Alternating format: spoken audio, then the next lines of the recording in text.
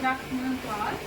We came here for know about what is server and data center in cloud computing technology. We visit our Excel College data center. Here we see more hardware. First, this is a new hardware they provided for AI technologies. Then this is the storing system for storing the data while we are going to transfer. Because this is a server, okay, then we are the client, right? If you ask anything about now, they will given the data from here, okay, then this store the data in the database and then it will be transferred wherever it has to, okay. Then this is the switches, okay, these are the switches, it will be connected to the electric building, to the fiber optic cables, okay. Each of the every buildings in ground floor, the cable will be connected. After that, it will be divided. All the connection will be maintained here. These are more hardware. So these hardware will be provided more heat. For reducing this heat, the cooling system need to be here. So two AC installed here. Then this is the server. When the power is shut down, the server will be terminated. So the local server also installed here. Then for the antivirus, the new system will be installed here. Then digital switches and new features they added here. This is for the servers we use the IaaS, PaaS and the SAS we seen today itself. These servers will be like a renter. Okay, we are going to use we installed all the servers here. Okay, all the hardware here. Then we use for all these places, surrounding places, using the fiber optic cables. While we are using any places, any client request anything, the server will be give a response to us. Okay, this is our data center. More features will be included in the further. This is a new system. It will be the cost of 17 lakhs for AI. This will be managed by the students, CSE students. The work is going. Once it will be done, we will come again and we will visit what they are done. Okay, if we can, we will focus and we will do our effort to do it. Okay, because we are MCA students, so we know something. So if you know about it now, you give some response to us. Okay. I hope you learn practically what is cloud service and what are the servers and what are the hardware here and what are the switches and how it will be managed. You know very well. I hope so. Thank you. என் பேர் பிரபாகரன். நான் first MCA படிக்கிறேன். So இப்போ நம்ம எங்கே இருக்கோம்னு பார்த்தீங்கன்னா XL இன்ஸ்டியூஷனோட data சென்டரில் இருக்கோம். ஸோ இங்கே நம்ம எதுக்கு வந்திருக்கோன்னு பார்த்தீங்கன்னா நம்மளுக்கு க்ளவுட் கம்ப்யூட்டிங்னு சொல்லிட்டு ஒரு சப்ஜெக்ட் இருக்குது. ஸோ அதில் வந்துட்டு இந்த டேட்டாவோட வேர்ஹவுஸ்லாம் எப்படி இருக்கும், அவங்க என்னென்ன இருக்குது, அது எப்படிலாம் யூஸ் ஆகும்னு சொல்லிட்டு பார்க்கறதுக்கோசம் தான் நம்ம வந்துருக்கோம்.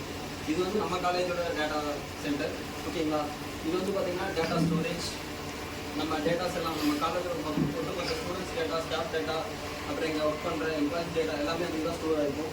தென் இது பார்த்தீங்கன்னா ரவுட்டருக்கான ஸ்விட்ச், ஒய்ஃபை, நம்ம ஒவ்வொரு இடத்துக்கும் ஒரு ஒய்ஃபை இருக்குது. ஸோ அதுக்கான ஸ்விட்சஸில் அது கண்ட்ரோல் பண்ணுறது. அதுக்கப்புறம் இது வந்து ரவுட்டரோட ஸ்விட்சு, அதாவது ஒவ்வொரு டிபார்ட்மெண்ட்டுக்கும் ஒரு ரவுட்டர் வச்சுருக்காங்க. ஸோ அதுக்கான ஸ்விட்சஸ். இது பார்த்தீங்கன்னா வேட் சர்வர், ஓகேங்களா. இதுவும் ஒரு மாதிரி ஒரு டேட்டா ஸ்டோர் பண்ணுறது தான். ஸோ தென் இது பார்த்தீங்கன்னா கோர் ஸ்விட்சு. இந்த கோர் ஸ்விட்ச் எதுக்குன்னா ஒவ்வொரு பிளாட்டுக்கு, அதாவது இப்போ நமக்கு வந்து ஒரு காலேஜ் மட்டும் இல்லை, நிறைய இன்ஸ்டியூஷன்ஸ் இருக்குது. So pharmacy, physiotherapy and engineering, arts and science, so நிறையா இருக்குது. ஸோ அதுக்கு ஒவ்வொன்றுக்கும் ஒவ்வொரு கோர் ஸ்விட்ச் இருக்குது. ஒவ்வொரு டிபார்ட்மெண்ட்டுக்கும் ஒரு கிளாஸுக்கும் ஒரு கோர் ஸ்விட்ச் வச்சு அதை மெயின்டைன் பண்ணுறாங்க. தென் இதெல்லாம் பார்த்தீங்கன்னா அந்த L3 ஸ்விட்சஸ்க்கான ஒரு கண்ட்ரோலர் தான். அதுக்கப்புறம் இந்த லாஸ்ட் வந்து பார்த்தீங்கன்னா ஒய்ஃபைக்கான கண்ட்ரோல். நம்ம கிளாஸுக்கு வெளியே ஒரு ஒய்ஃபை இருக்கும். ஸோ அந்த ஒய்ஃபைல வந்து லிமிட்டட் 50 MB தான் ஸ்பீட் போகணும், 100 MB தான் ஸ்பீட் போகணும்னு கண்ட்ரோல் பண்ணுறதுக்கோசம் தான் அந்த 2 லாஸ்ட் ஸ்விட்சஸ். தென் ஓவராலாக இதான் கேபினெட். இந்த கேபினெட் இல்லாமல் இந்த சர்வர்ஸ் எதுவுமே நம்ம சும்மா கீழெல்லாம் வைக்க முடியாது. ஒரு கேபினெட் இருக்கணும், அந்த கேபினெட்டில் தான் அவங்க கரெக்டாக ஃபிட் பண்ணணும். தென் அதுக்கப்புறம் பார்த்தீங்கன்னா இது ரன் டைமில் வந்து ஓவர் ஹீட் ப்ரொடியூஸ் பண்ணும். ஸோ அதை ரெடியூஸ் பண்ணுறதுக்கு ஏர் கூலர் சிஸ்டம் கம்பல்சரி வேணும். இல்லைன்னா சிஸ்டம் வந்து எரர் ஆகும். எரர் மீன்ஸ் ஃபஸ்ட் கூட ஆகிறதுக்கு வாய்ப்பு இருக்குது. தென் அதுக்கப்புறம் இங்கே பார்த்தீங்கன்னா இது வந்து L3 ஸ்விட்சஸ். அதுவும் எதுக்குன்னா டேட்டாவை ட்ரான்ஸ்ஃபர் பண்ணுறது.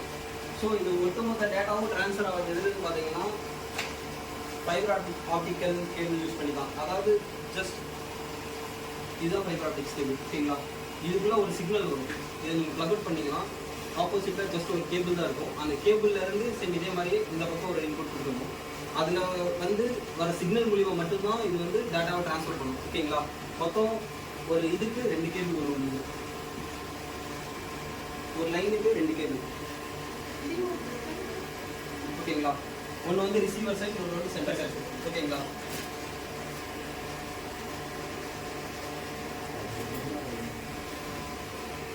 தென் இது இந்த கேபிள் உங்களுக்கு தெரிஞ்சிருக்கும், லேண்ட் கேபிள். இது எதுக்குள்ள யூஸ் பண்ணுவோம்?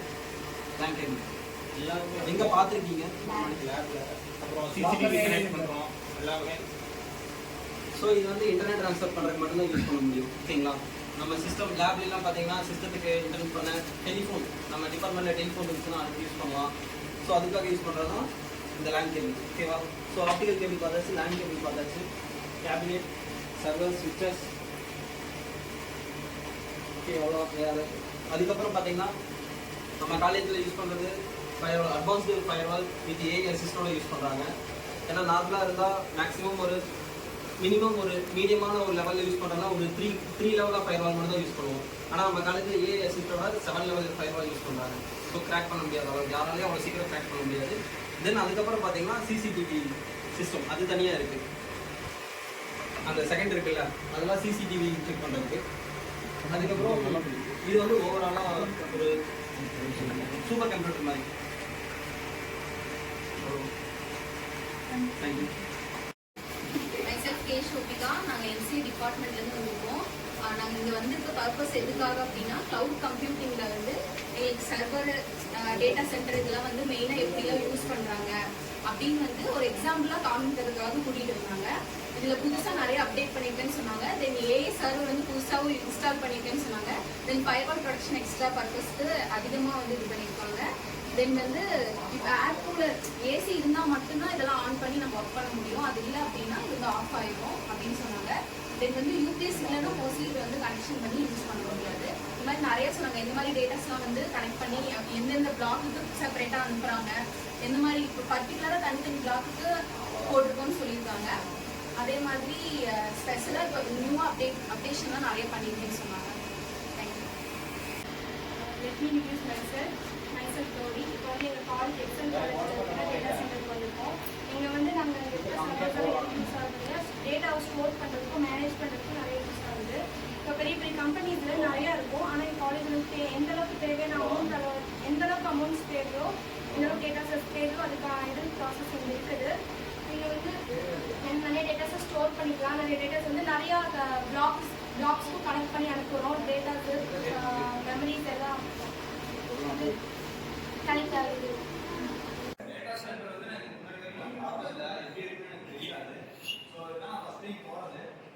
எனக்கு நிறைய கற்றுக்கிட்டேன்.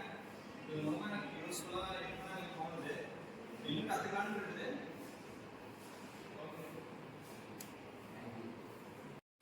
எக்ஸல் இன்ஸ்டியூஷனோட டேட்டா சென்டர் போனோம் பார்த்தீங்களா, அங்கே வந்து நம்மளோட டேட்டாஸு, நம்மளோட ஸ்டூடெண்ட்ஸ், காலேஜ் ஸ்டாஃப்ஸ் எல்லாத்தோட டேட்டாஸும் எப்படி வந்து ஸ்டோர் பண்ணியிருக்காங்கன்னு நம்ம தெரிஞ்சுக்கிட்டோம். அப்புறம் அங்கே என்னென்ன சூப்பர் கம்ப்யூட்டர் யூஸ் பண்ணுறாங்க, ஏஐ டெக்னாலஜி யூஸ் பண்ணுறாங்க, ஃபயர்வால்ஸ் வந்து எந்த லெவலுக்கு வச்சிருக்காங்க, அதை பற்றிலாம் தெரிஞ்சுக்கிட்டோம்.